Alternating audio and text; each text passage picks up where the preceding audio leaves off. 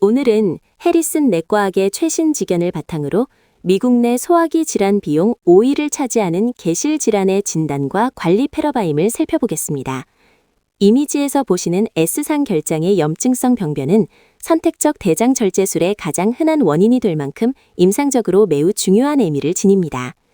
이번 강의를 통해 학술적 관점에서 개실 질환의 최신 가이드라인과 진화하는 치료 방향을 체계적으로 정리해 봅시다. 개실 질환은 60세 이상 인구의 50%에서 발견될 만큼 흔하며 서구화된 식습관과 고령화에 따라 전 세계적으로 급증하는 추세입니다. 서구권은 주로 좌측 구불결장을 침범하지만 아시아권 환자의 70%는 맹장 및 우측 상행결장의 병변이 집중되는 또렷한 해부학적 차이를 보입니다. 비만, 흡연과 더불어 NSAIDs, 아스피린, 오피오이드 등의 약물 복용이 주요 위험인자로 작용하므로 임상적 주의가 필요합니다. 직혈관이 고유 근육층을 관통하는 지점은 해부학적 저항이 가장 낮은 로쿠스 미너리스 레지스탄티아로서 장벽의 약한 고리로 작용합니다. S상 결장의 높은 내압과 식이 요인이 중첩되면 이 취약한 부위로 점막층이 탈출하며 가성개실이 형성됩니다. 이 과정에서 직혈관이 압박받거나 미란이 발생하면서 임상적으로 유의미한 개실출혈로 이어질 수 있습니다. 본 질환의 발병은 단순 압력을 넘어 LAMP4, TNFSF15 변이와 같은 유전적 요인과 장내 미생물 불균형이 만성 미세염증을 매개하는 다각적 기전으로 이해되어야 합니다. 특히 비정상적인 콜라겐 교차 결합이 유전적 소인과 결합되어 신경 변성을 심화시키는 이 순환고리가 발병 기전의 핵심이라 알 수 있습니다.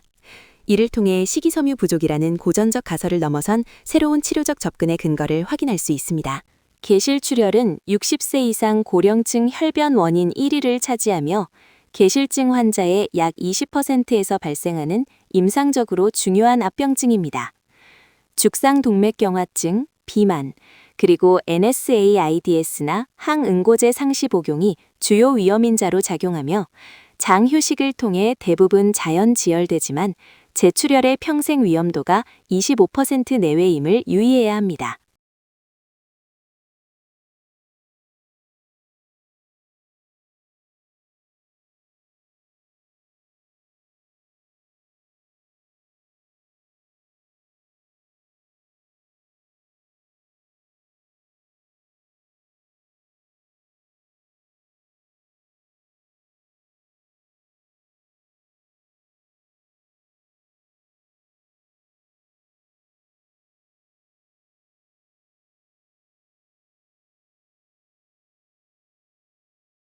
급성 개실염은 발열, 좌하복부 통증, 백혈구 증가의 임상 3징후를 토대로 하며 복부 골반 CT가 확진을 위한 골드 스탠다드입니다.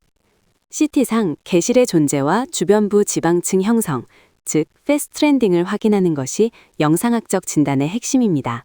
또한 IBD와 유사한 SCAD나 염증 소견이 없는 SUDD와의 정교한 감별 진단이 반드시 병행되어야 합니다. 힌치 분류법은 개실염의 해부학적 파급 범위를 기준으로 중증도를 평가하며 국소 농양인 스테이지 1부터 골반 내 원거리 농양을 동반한 스테이지 2까지로 구분합니다. 스테이지 3는 비연통성 화농성 복막염을, 스테이지 4는 장천공에 따른 분변성 복막염을 정의하며 임상적 위중도가 급격히 상승하는 단계입니다. 정확한 힌치 단계 분류는 환자의 예후 예측과 수술적 개입 여부를 결정하는 핵심적인 지표가 됩니다. 최신 가이드라인에 따르면 개실염 환자에게 관습적으로 권고되던 식이 제한이나 무분별한 항생제 처방은 임상적 근거가 부족한 것으로 확인되었습니다. 특히 AVOD와 디아볼로 임상시험 결과 면역이 정상인 단순 개실염 환자는 항생제 없이 관찰요법만으로도 예후에 차이가 없음을 입증했습니다. 따라서 이제는 근거 중심의 유연한 치료 패러다임 전환이 필요한 시점입니다. 중증 또는 복합성 개실염 등의 적응증 발생 시 3세대 세팔로스포린과 메트로니다졸 병용을 표준요법으로 권고합니다. 임상 상황에 따라 시프로플록사신 병용이나 피페라실린 타조박탐 단독요법을 선택할 수 있으며 경구 항생제 투여 역시 정맥 주사와 개등한 효과를 나타냅니다. 환자의 전신 상태와 염증 반응 수치를 고려하여 최적의 항생제 프로토콜을 적용하시기 바랍니다. 농양의 직경 3cm를 임계치로 설정하여 그 미만은 항생제 단독 치료를 시행하고 초과 시에는 CT 유도와 경피적 배농술인 PCD를 즉시 적용합니다. 이와 같은 단계적 접근은 급성기 응급수술의 위험성을 최소화하고 염증 호전 후 안정적인 선택적 수술로 전환하기 위한 핵심 전략입니다. 힌치3 또는 푸 등급의 복막염이나 천공 등 응급 상황 발생 시 수술적 치료는 필수적인 선택입니다.